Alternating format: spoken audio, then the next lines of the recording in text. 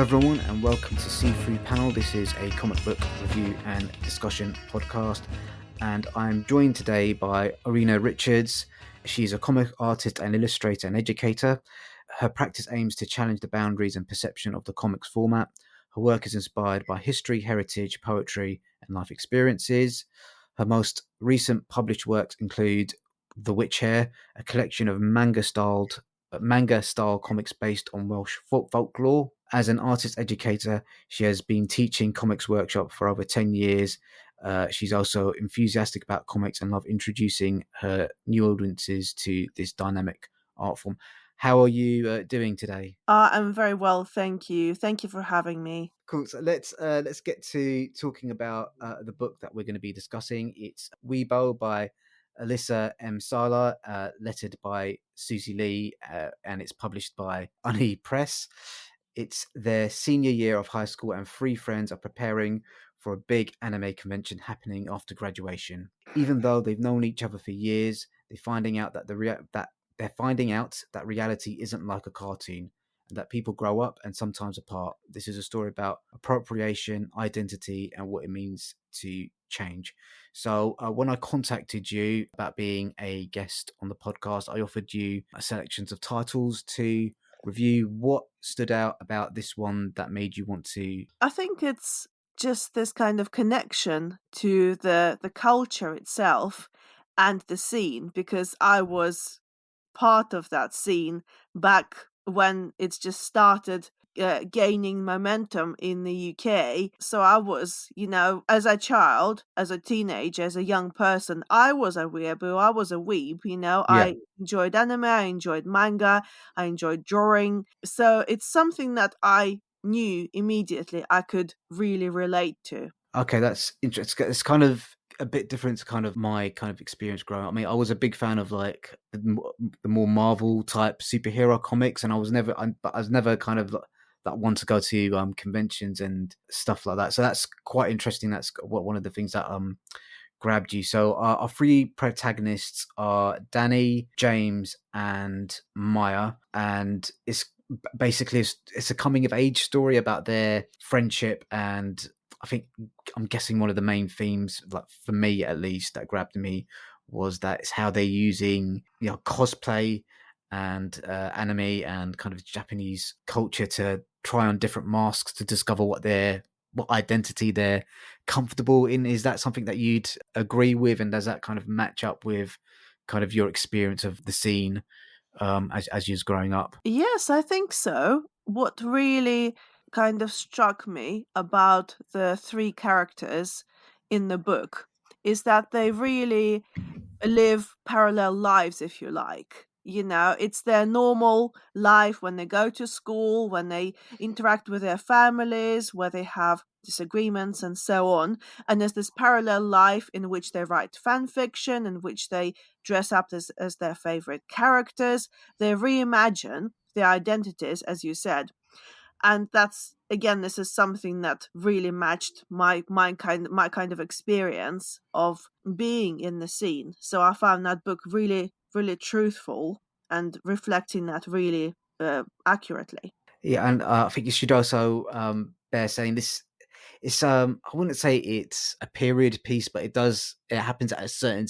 The story for me is told in like a certain time in history. It's not kind of a modern day story. Kind of the characters, while they do have mobile phones, they're playing around with things like Nintendo DSs and stuff like that. So it's kind of, we're not where the place where the time period in which the story takes place, I think has a really heavy effect, because I don't think we're really at that stage where things like Twitter, Instagram, and Facebook are around. Because who is it? Maya, she's got her own like little blog that she kind of posts on. I think we've kind of moved past that, but in this period of time, that's kind of one of the main ways people were kind of interacting with each other.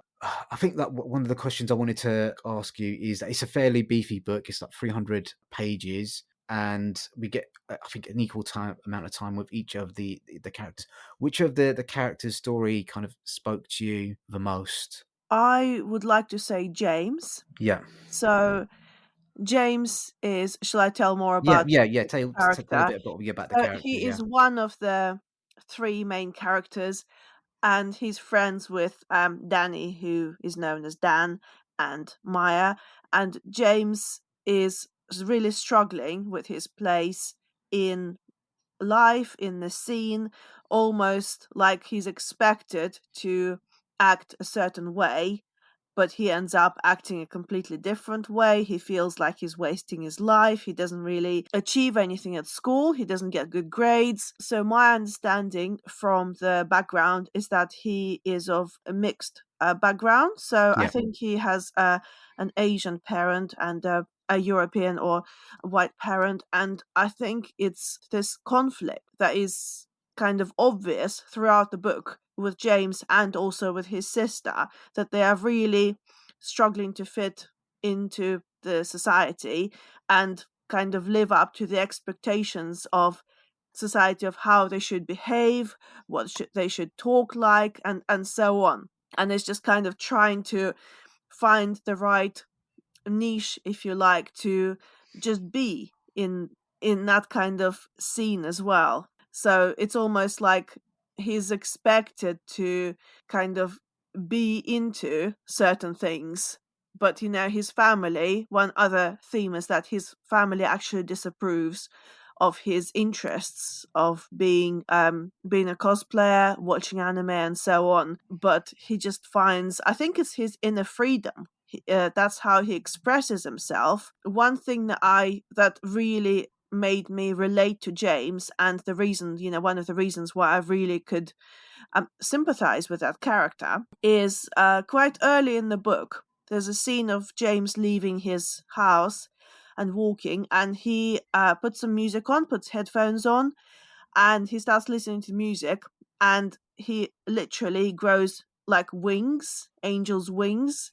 So it's almost like it gives him freedom, he feels free.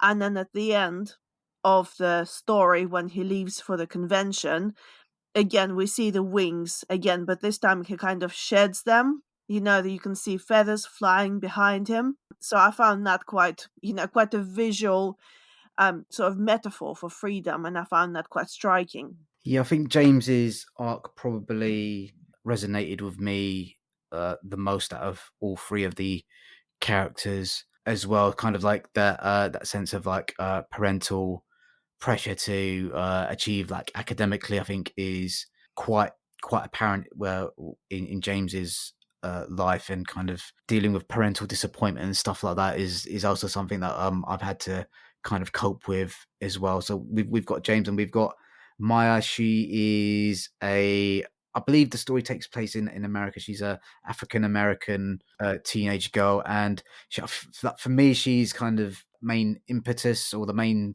kind of like font of knowledge for a lot of the Japanese anime stuff that the group kind of tends to get involved with. Her plot line, I think, basically resolves around kind of her burgeoning sexuality. I think, through the course of the story, we discover that she's lesbian, and kind of her kind of coping with beauty standards. And one of the things, it's kind of one of the things that I felt that was apparent through the story was she felt that she needed to put on like the anime stuff to make herself feel pretty. And I felt that that made me feel quite sad for her as a character. Dan's storyline was the one I struggled with. That I couldn't really get a handle on what their character progression was. Do you have an idea of where Dan started in the story, and kind of what his character arc was supposed to be, or their character arc was supposed to be? Yes, I found Dan probably the most complex character of the Yeah, three. yeah, Um, I'm not sure if that was the author's idea, to kind of make them a slightly more mysterious one and less kind of straightforward, in your face. Okay, here is the character. This character has that problem. So Dan doesn't really have this kind of Dan's hasn't got this kind of simplicity. I think it is not clear in the story. I suspect that Dan could probably identify as non-binary. yeah, It doesn't really it's not really the center of the story, although it's reflected to some extent through Maya's feelings for Dan. But I think the perception of other people, how other people perceive Dan, is the main conflict of this character, and this is shown through the play. So Yeah, the play, that the stage, where Dan wanted to play a character, one particular character, but um they are cast as a completely different character just because of their biological gender. yeah, And I yeah, think this probably felt quite unfair and very kind of created a conflict for Dan themselves, but then it also made them come into kind of their own at the end of the play when they slightly altered the ending of the play. yeah. Oh, And I we think that was, completely changed the ending of the play. yes, It's yeah, it's absolutely. That was really unexpected as yeah, well for yeah, the audience and maybe for Dan for themselves as yeah, well. And I think this is when Dan really came into their own, yeah, which yeah, was it was great to see. At this point of the book, I was like, yes, you go, Dan. yeah. So I think it was a very powerful moment. Yes. Yeah. So yeah. So those are kind of basically the free stuff. So we've talked quite a lot about the plot. There's not like their story is them trying to prepare for this big convention that's happening after graduation, and the plot kind of follows how they kind of come together and drift apart, then come together again over the course of the academic year, and kind of what their plans are for like after high school, and stuff like that. We've kind of talked a fair bit about the plot. So I just wanted to kind of touch on the art as well. What were your initial impressions on kind of like the artistic style that Alissa chose to kind of tell various elements of the story? Because there's a few different art styles that are kind of used throughout. Yes, I found that very novel. It took me a while to kind of get used to the switch between styles. I really liked the idea of the splash pages that separated different parts of the story. I thought it was really an interesting twist because they were used to kind of chapterize the story, but at the same time, uh, each of the splash pages was inspired by a particular anime or a particular like manga artist style. It still had that kind of nostalgia kind of quality that you mentioned at the start. I also think that the I read a little bit about how Alyssa kind of uses different media and combines it with digital, and I think it just creates a really striking, really unique look. And the characters themselves, so they look in the book, they don't really look sort of manga style themselves, but at the same time, going back to their parallel lives, you know, it's almost like the different styles separate their real life from their life as a kind of anime fan, as the person in the scene. That's a brilliant. I think in terms of visual storytelling, that was really brilliant. Yeah. So yes, so Alyssa kind of uses one style in what I'd call like the real world when they're in like high school or at home or at work, and then when they uh she also uses like a really heavily anime manga influenced style when they actually go escape into the world of the anime what that we're watching, which the name of the anime escapes me at the moment. I've not written it down, but it's kind of a very much kind of is the anime is set in this world of um like the French Revolution, and they're wearing kind of like frilly outfits with cuffs and Yes. stuff like that. So The there's a Rose real of Versailles. Yes. the Rose of Versailles. So it's it that there's kind of a striking difference between the world in which they're seeking to escape into, with the cosplay characters that they're wanting to play, and kind of the rest of the book.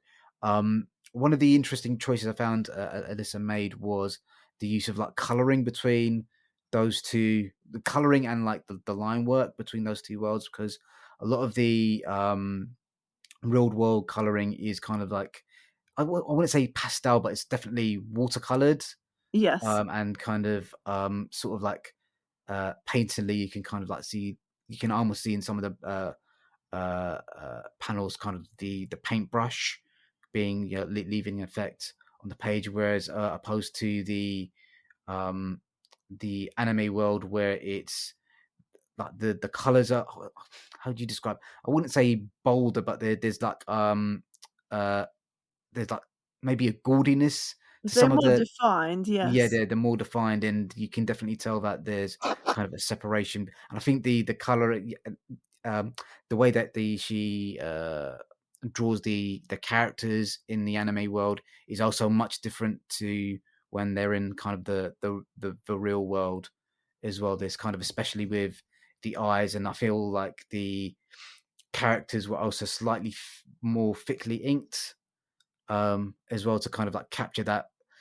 We've all seen kind of like mangas and anime that kind of use this sort of like that sort of like character um, design as well. So I thought that was a, yeah, as you said, it was a really interesting and fascinating visual storytelling choice that she made there. Absolutely. And also, just to add to that, I thought James, the way that James is drawn is very distinctive, and he is different from other characters. The impression he gave me visually was angular, Yeah, spiky, so it almost reflects kind of his character to an extent, that he is prickly. He's trying to find that place, but he almost doesn't fit anyway because he just is too spiky almost. yeah, And the other thing is, when we mentioned the influence of the Rose of Versailles, that was actually, I think it was translated in some countries as Lady Oscar, and I think that version, that name of the alternative name, really feeds into the character of Dan. yeah, yeah. I completely agree with that. Um, it's interesting you mentioned about James being particularly like angular and kind of like almost hunched over um, a lot of the time. I felt a lot of the characters were kind of, at various points, were kind of gawky a little bit. There's kind of like a teenage awkwardness about all of them at various points. But I think you're right. James is definitely the more scrunched up and angular and kind of bent over than most of the other characters that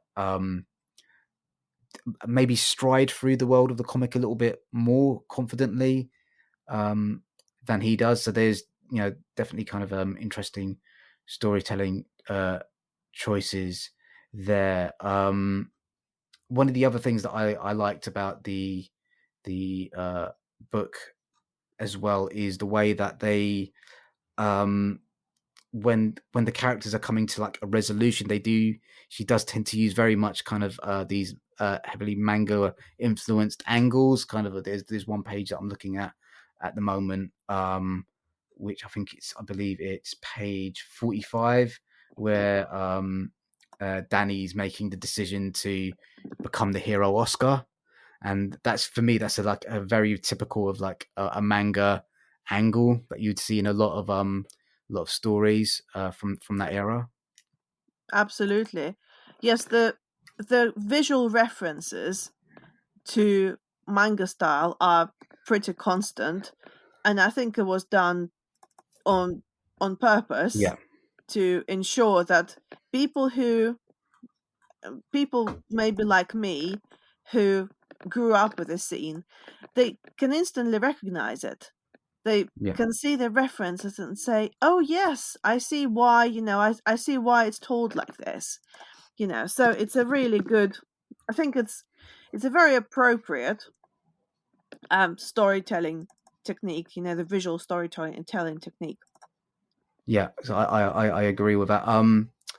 Uh, what was your overall feeling about the book? Because I think the art definitely does some interesting visual storytelling stuff. I wasn't in the scene as you were. So I think a lot of it probably did go over my head in terms of maybe like manga or anime references that they were making throughout. But yeah, what was your overall feeling about the book? Is it something you'd recommend? That sort of thing. Absolutely. I think that I would definitely recommend this book to anyone who is my age and who started going to conventions around the same time as I started, because I think it's, in a way, it's a document. It's not just a story. It's not just fiction. It's an artifact. It reflects that slice of culture, if you like, slice of scene. So I would say that anyone who may have started going to early conventions, the early version of MCM Comic Con, for example, when it used to be called the Expo, would definitely recognize themselves. And also, maybe some fans who are a bit younger, a bit newer to the scene, they might also like this book. And they might just look at it and realize where the scene has come from, how it started, and all. They probably wouldn't recognize some of the influences, but they would definitely get the historical kind of context of what it's like to be in that scene. I absolutely love the book. Yeah, I think that uh, the one of the recurring themes in the book is some sort of anime that the three characters watch that features um, a princess and two characters, and then eventually they end up cosplaying those three yeah, characters. And excuse me, I think the way that those characters are drawn and how they are rendered, as in they are watching an anime with subtitles, is just so delightfully nostalgic. It's a real throwback to how kind of early anime fans started producing things like fan subs, fan dubs, just to make their favorite anime more accessible. Really, so it's a brilliant book. I think it should be more well known. Really. yeah. I can't recommend this. There's a few reasons Mhm. for it. I think there's a lot of stuff that I admired in it. I think the artwork truly does at points do some um, brilliant stuff. Unlike you, I didn't kind of grow up in the scene, and I just felt it was a little bit too referential to the kind of. I just couldn't find an emotional way in to any of the characters. I couldn't really. The only character I could really relate to a little bit was James, and not necessarily that you need to relate to a character in a book that you're reading, but I just found it difficult um, to put to kind of engage in the book. I found a lot of their behavior really deeply annoying. I found some of the stuff that Maya did. I just wanted to shout "nerd" at her the entire time. She was a nerd, She yes, was of a nerd. She course. was she was a nerd all the way through through the book. Uh, and it's a big beast of a book. It's 292 odd page, and I just felt it was a little bit over long as well. So I think it's one of those ones where there's a lot, there's obviously a lot to admire in there. Um, but unless I knew someone who was kind of heavily into like the manga scene or the anime scene, like you, or was into cosplay, something like that, I'd struggle to recommend this book to someone who wasn't a comic book reader, if that makes sense. And that's Yes. kind of like one of the tests I set myself, would I recommend this book to a non-comic book reader? And I don't think I could recommend this one. I just think it's very much speaking to like a particular audience, and I think that audience will love it. But it just wasn't for me. So yeah, so I think again, one recommendation, one non recommendation. Any other closing thoughts about the book before we move Oh, on? yes. So I really, I understand where you're coming from, and that is totally fine Yeah. because I think you are right. It would appeal more to people who are really heavy into um, this culture, the cosplay, the manga, the anime, and so on. The book has a lot of crossovers with another title that I can think about, which also focuses on that scene, and it's called Dramacon by Svetlana Shmakova, which was published by Tokyo Pop many years ago before it went under. And again, it's a very hefty book. I think I have a collected volume of it, and I think it's 400 odd pages. But for people who are really into that scene and want to read a title that has a kind of a similar feel, I would definitely recommend Dramacon as well. So I think those books would really work well in kind of in tandem because they address very similar parts of that scene. Okay, that's great recommendation. Thank you for that one. So let's talk about you now for the next 20 30 minutes or so. So tell me why comics? Why do you make and teach about comics? I just think that comics are just a fantastic way of telling stories. So sometimes when you have a story to tell, but you don't want to, you feel that you can't really tell the story in writing. There's too many images in your head. You see the story, and I think comics are brilliant for showing or not telling, as they say. You really show the story instead of telling it. And that's how I kind of started thinking about my stories. I see them rather than put them in words, and it's just my natural way of storytelling. So I first got into comics as a reader, as many people did in their childhood. So I started reading more kind of Western comics, really. I was really into Archie comics, for example, the classic Yeah. American comics, and I read titles like Ninja Turtles and so on.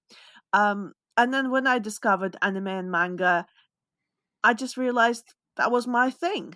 I just instantly connected with it, and because I was into drawing as well, I just decided to draw in that style. And so I've been doing that ever since, really. Yeah.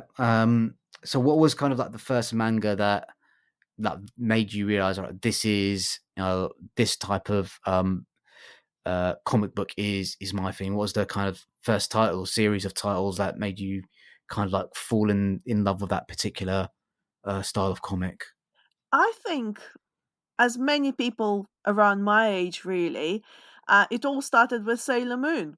So Okay, yeah, yeah, yeah, the magical girl genre. So I back in the 90s, I really got into Sailor Moon. It wasn't the first kind of anime I watched, it wasn't the first manga I read, but it's the one that probably affected me the most deeply, because I just really liked the human quality of the storytelling. And I think that makes it a bit different from other types of comics. Many characters, many manga characters, yes, they may have superpowers or have supernatural abilities, but they're also deeply human. They also have flaws, they have insecurities, and it's given kind of airtime, if you like. It's addressed in the stories as well as kind of their supernatural activities as well. And I think that's what attracted me to that kind of story.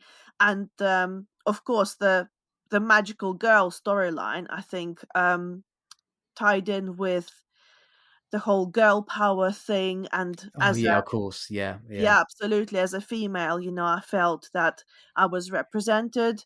I was heard. I saw characters that I could relate to, and I just that's what attracted me to manga, really. yeah. Okay, that's great.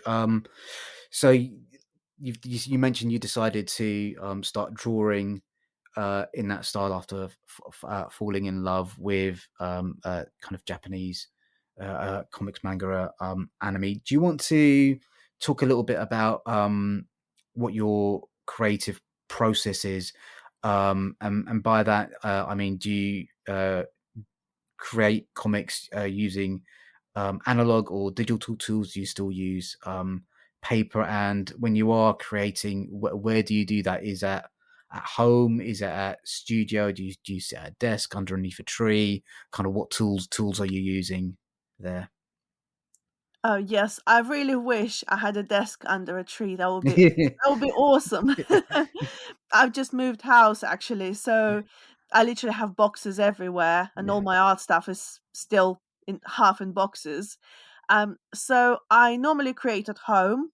At my old house, I actually had a specific of kind of home office space that was just my drawing space. Everyone else in my family knew that that was my space. They're not allowed to put anything else on there because it's mine. They have the Yeah. rest of the house. Yeah. I have my lovely drawing desk. So I'm hoping to have the same setup here as well in the new place. I use a mixture really of processes. So I often sketch by hand on paper, just pencil and paper, and then I finish it digitally. So I've been using Clip Studio for many years. Clip Studio is a really brilliant software for any kind of manga artists or comics artists. I can really recommend it. So I just use the tablet and Clip Studio to finish my comic pages. And I think that works really effectively because I find that using analog, so sketching by hand, means that I can sketch anywhere. Anytime I have a spare 15 minutes or so, I can sketch a page and then I can finish it digitally. So that works really well for me. So this might be a little bit of a nerdy question.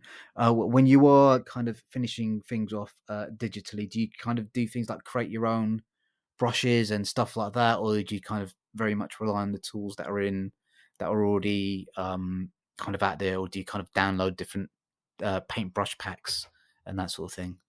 I use a mixture of, again, of everything, a Yeah, little bit of everything. yeah. I love creating my own tones. I've always created my own tones. I can create them from reference photos I take, for example, or from patterns I create myself. But also, Clip Studio has a brilliant um, library of assets. So it has tones, patterns, anything you like. You can also download some assets that were created by users. Some of them are free, some of them are not free, but there's a massive variety. So I use a little bit of each, really. Okay, and how did you kind of develop that style? Is that something that's just naturally evolved, or did you kind of like take advice from someone else about how to do that? How did that kind of process come around? I think it just came from necessity, if you Yeah, like, yeah, because I had a very specific image in my mind that I knew I wanted to create. And then I didn't have that readily available for me. I just developed kind of my own way, really, of creating it. So when I was creating my first manga, Chemical Blue, I think because it had a very particular kind of look, particular way of telling the story, which was very kind of light-hearted, very teenagery, very kind of not particularly heavy, a bit of yeah. light relief. I kind of thought. I would create particular tones, particular patterns to go with it. So I created kind of my own pack that I ended up using throughout the book. Okay, so that's interesting. Um, you mentioned kind of falling in love with like the manga style of storytelling. What are kind of like some creators that were stylistic influences or particular titles? Yeah, I know you mentioned Sailor Moon previously. Kind of what other stylistic influences on your art do you think are kind of apparent in your work, or kind of if influenced you in the way that you draw? Yeah, I think one of the manga artists that I draw a lot of influence from is Kaoru Mori, who creates um her stories are mostly slice of life historical stories, which is quite a unique kind of combination because not many artists create historical stories without any kind of supernatural elements. But Yeah, in her case, it's just history. What I like particularly about her style is all the attention to detail. So she creates manga by hand. So her process is completely analog, and it's fascinating. There's YouTube videos that detail her process, and they're fascinating to watch.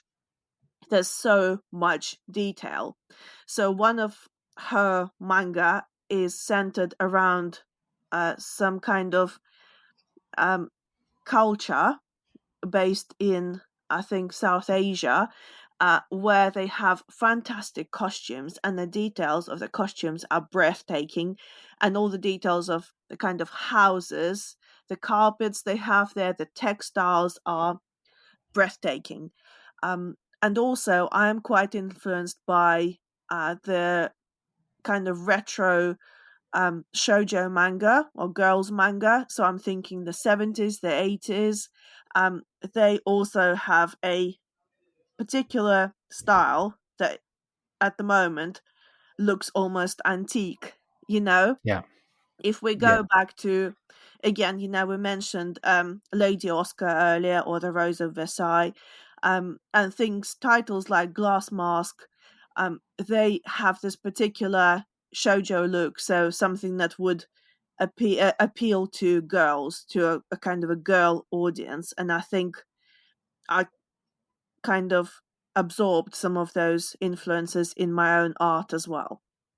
Okay, sure. That's great. It's always interesting to hear kind of specific names when talking to like specifically artists, because you know that stuff kind of does kind of carry on through someone's like creative career. So you're looking to create a comic. How do you start doing that? Do you start with a script? Do you start with like a drawing, or how does that kind of work for you? I know you kind of mentioned reference drawings, how much research goes into creating your stories as well. Absolutely. I think research really for me is the starting point of the story, because a lot of my stories are actually inspired by real places. I could see an object, for example, in a museum or a gallery or a historic place, or I could see a really interesting natural object or a landscape, and it could trigger a story. It could evoke this kind of response. And then I try to find as much as I can about that place or that object and so on. I also do a lot of sketches before starting the actual comic, before drawing the actual comic. I do a lot of character sketches, backgrounds, details. I love this stage because it's just the freedom it gives you, and the fact that you really delve deep into your own storytelling and you shape it by finding out more about it, and just by sketching characters, developing their characters' looks, and so on. You really get to know them because the characters stay with you for the duration of you creating the comic. And I think it's really important to get to know them better. So once the research and the character development is done, that's when I feel that I can move on to the script. So I don't really start with a script because I feel that a script is something too kind of definitive. I would need to kind of shape my story more before moving on to the script. And then from the script, I can then move on to shape out the pages and move on to the actual drawing the actual pages. That's fascinating. I think you're the first person I've spoken to kind of who's got that sort of process. Um, yeah, a lot of people, a lot of artists that I've spoken to, obviously they get scripts from a writer, and a lot of the writers that I've spoken to, I suppose I haven't really asked them about the research phase, or the preparatory phase before they actually start writing. So maybe that's something I should kind of add to my list of questions. So, in terms of the script, how is the script laid out? Do you have a particular format that you use? Is it like, quote unquote, the Marvel method or the DC method, or a grid format? How does the script look to you? Oh, yes. One thing that I found works really well for me is actually doing thumbnails, so the little thumbnail sketches of each page alongside the script. So, because it helps me visualize um, the kind of the action, the visual action, and the dialogue alongside. And I always found that kind of method really helpful, and I know that other artists possibly wouldn't find it as useful.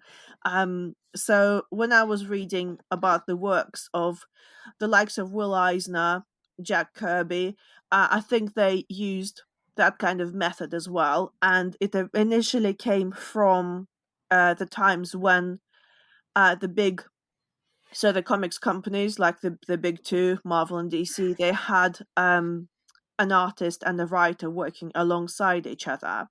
So they would literally sit together and they would write the script and do the thumbnails at the same time.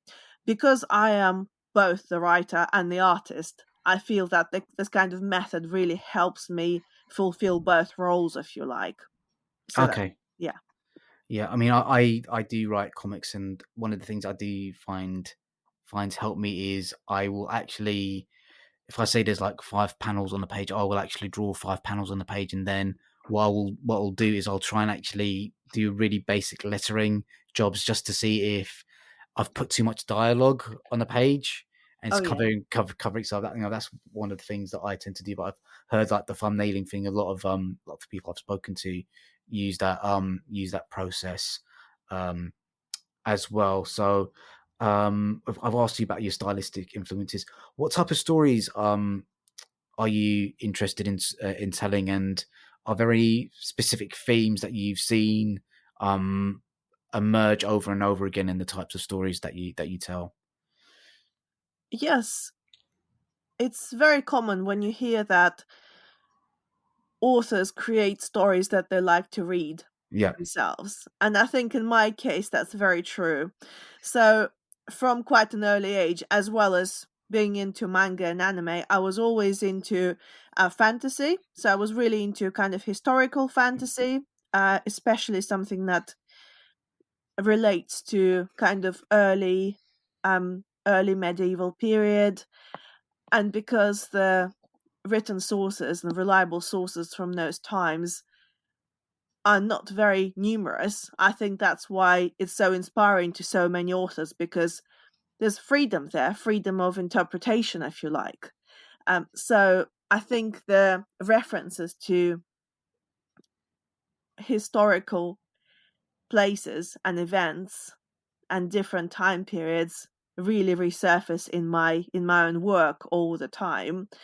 The other kind of major influence that I have that crops up in my work, that is a bit unexpected, I have to say, is the mythology. So I really enjoy learning about folklore, about myths and legends, particularly Celtic legends and myths. I've always been interested in that kind of mythology and the folklore, and I think that's being a manga artist really gives me freedom to go and explore those stories and interpret them the way I see them. So that's the kind of the themes that the themes that are quite common in my work. Okay, and does that kind of heavily one of the reasons that you decided to kind of create witch hair? Because I noticed in your description you mentioned there's a lot of like Welsh folklore in that. So is that kind of along the similar sort of lines? Do you want to talk a little bit more about witch hair? What your influences were behind that, and also where we can kind of like purchase it as Absolutely. well? Yeah, yeah, Yes. So I started the witch hair as a kind of interpretation of a legend of a Welsh saint. So it's a saint called St. Melangeth, and she is the protector of hares. So the official story, the kind of the mainstream story that is normally told about her, if you like, is that the local prince was hunting and his hounds were chasing a hare, and Melangeth herself saved the hare from certain death, and the prince gave her a plot of land to build some sort of retreat or a monastery, something religious, something Christian, to shelter people who were under some sort of danger where they could just worship in peace. However, because the hare is such a powerful pagan symbol, it just made me kind of dig deeper into the origin of the story and explore more of the Welsh folklore that deals with hares. So I really could connect to the story. That's why I decided to draw it in manga format. And then it kind of resulted in creating two more stories. The second story was the amalgamation of all the Welsh um, folklore about witch hares. So hares who could turn into witches, and witches could turn into hares. And then for the last story, because I thought it would be nice to make it a kind of a trilogy, I thought it would be good to create a story that it doesn't take place in the past, but takes place in the present. So I was thinking about a story about a modern witch, so a young girl who's a witch, and she is a hair witch, so she can turn into a hare. And I thought those three stories worked really well together, so I decided to put them into one book. So The Witch Hair was published back in May by Sweatdrop Studios. So Sweatdrop Studios are a small independent publisher. So I've been with them for about 13 years, but they've been around for about 20 years. So all this time back when the scene first started, they were around then.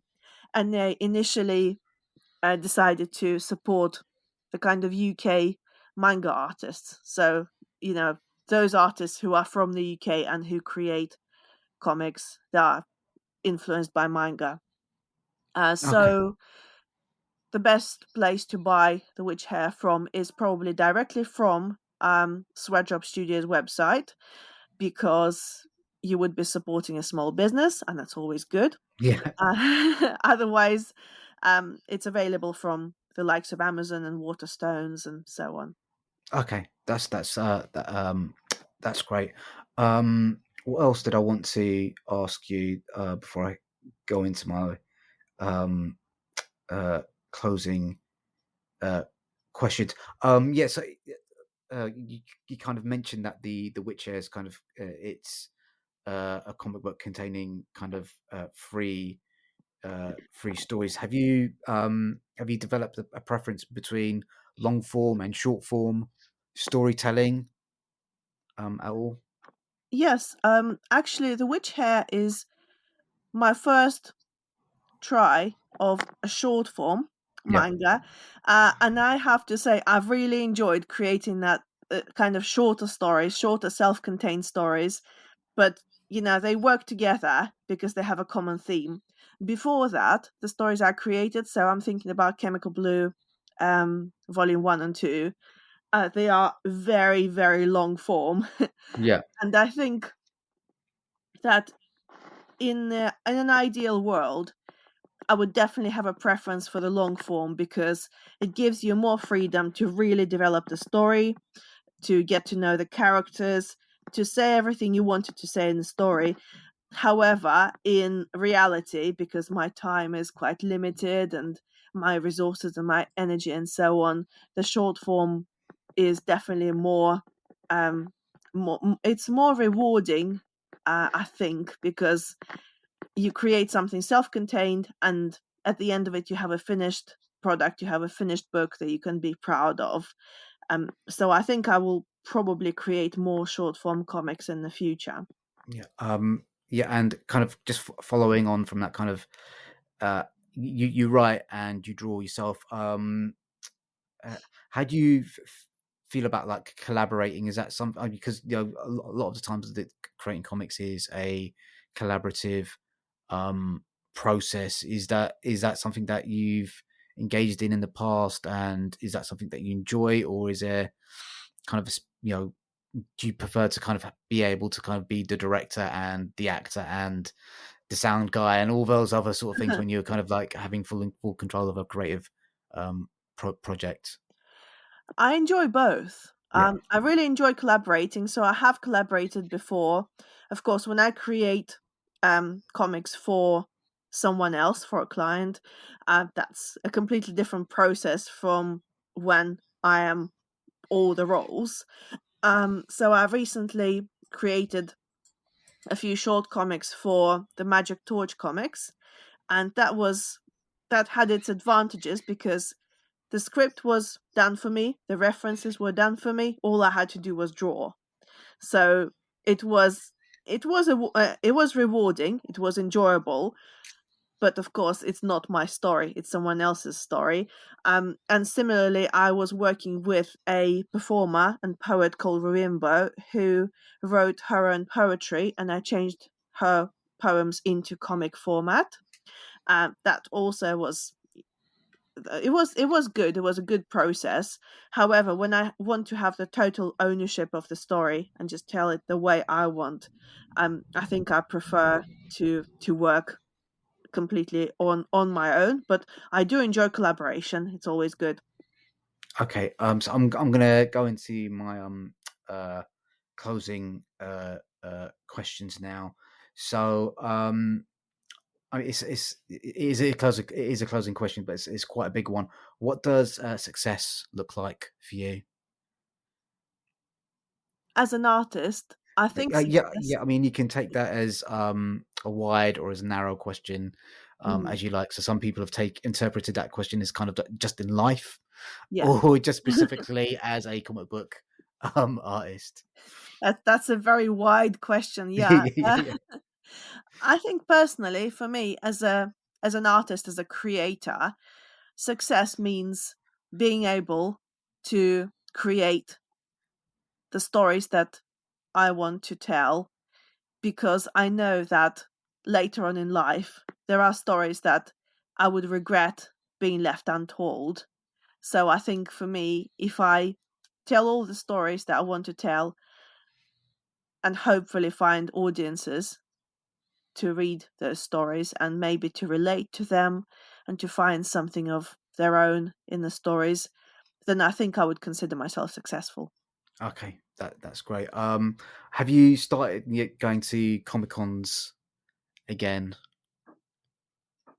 Because I know, Yes. yeah, Yeah, I did go to um, London MCM Comic Con in May this year. So I think that was my first con following the pandemic. yeah, But I also have plans to go to smaller cons not this year, next year. yeah. I would like to go to comic cons like Comic Salopia, for example, in Shrewsbury, and Wrexham, Wales Comic Con, which is returning to Wrexham next year. I know it's held twice a year, but I've never been, and I would really want to table at that con. So yeah, much to look forward to. Okay, cool. And kind of really the last uh, couple of questions I'm going to ask are: is there anything that I didn't ask or we haven't discussed that we that that you'd like to discuss, or that I didn't ask that I should have asked? I think you probably asked me lots of questions. So Yeah. I think, yeah, I think we talked about everything really. That, yeah. Okay. Okay, that's great. Can you please tell people where they can find you on the internet, or if you're going to be at any cons later in the year, if they can find you there as well? Sure. So I can tell it's probably easier if I write my social media handles, Yeah. but I can say Yeah. them as well. So my website is irinarichards.com. And you can also find me on Instagram, which is Irina Richards Art, and on Twitter, which is Irina Richards with an underscore at the end. So I am going to be at Comic Salopia in June next year. I've also got workshops and sessions and events planned, which I normally put on my social media and my website. So if you wanted to follow my upcoming events, just connect with me on social media. Okay, that's great. Thank you so much for taking the time out of your day to speak to us. Thank you guys for listening to the episode. If you could please support the podcast by leaving a rating or review wherever you've found us. You can follow the podcast on social media on Instagram and Facebook at See Through Panel Pod. Twitter is Panel C. If you could also keep checking out our YouTube channel, Cole is doing some really interesting videos at the moment on books that he's purchasing. I think I'm probably going to copy him and start making some YouTube videos as well, especially since I've received some really good advanced review copies of quite interesting books. And if you can please leave a tip in the tip jar, that'll help us keep the lights on, especially in these challenging times. Let's say bye to the listeners. Bye. Bye. Okay, thank you. So I'm just going to stop recording now.